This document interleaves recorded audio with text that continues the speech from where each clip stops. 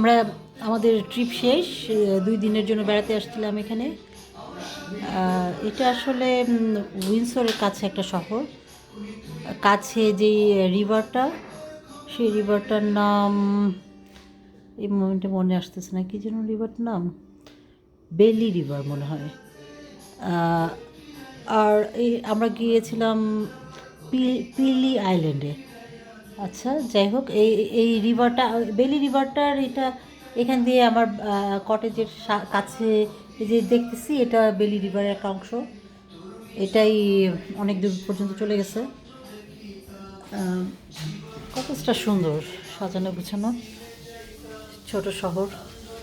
আর বাইরে বাইরে বসা যায় ইচ্ছা করলে, নৌকা আছে, নৌকা চড়া যায়। এখানে অনেক মাছ আছে।